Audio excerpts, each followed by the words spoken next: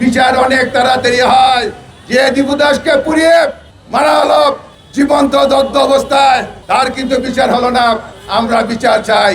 আমাদের ভগবান শ্রী রামচন্দ্রের বিগ্রহের উপর জুতা নিক্ষেপ করার প্রতিবাদে এবং গাইবান্ধায় বিগ্রহ প্রতিষ্ঠা করার বিরুদ্ধে যারা পদক্ষেপ নিয়েছেন, তার এই প্রতিবাদে আজকে ঢাকা সহ সারা বাংলাদেশে বাংলাদেশ পূজার্চপন পরিষদের নেতৃত্বে মানববন্ধন এবং বিক্ষোভ সমাবেশ হচ্ছে।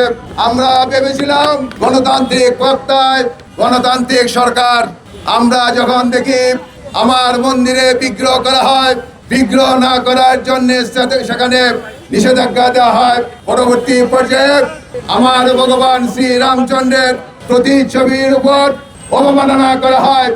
এই জ্বালা এবং যন্ত্রণা সারা বাংলাদেশের হিন্দু, বৌদ্ধ, খ্রিস্টান, উপজাতি, আদিবাসী, সারা বিশ্বে সনাতন ধর্মাবলম্বীদের মনে যে কষ্টের উদ্বেগ হয়েছে।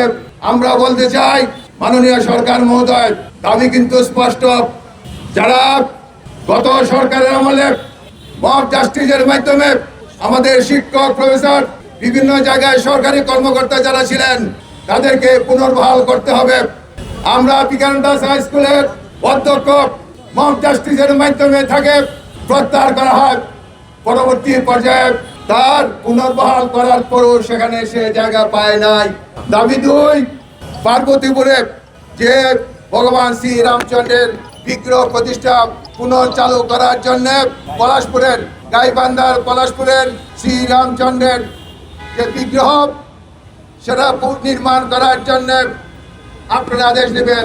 3, যারা দীপু দাস, বিচার অনেক তাড়াতাড়ি হয়। যে দীপু দাসকে পুড়িয়ে মারা হলো জীবন্ত দগ্ধ অবস্থায়, তার কিন্তু বিচার হলো না। আমরা বিচার চাই।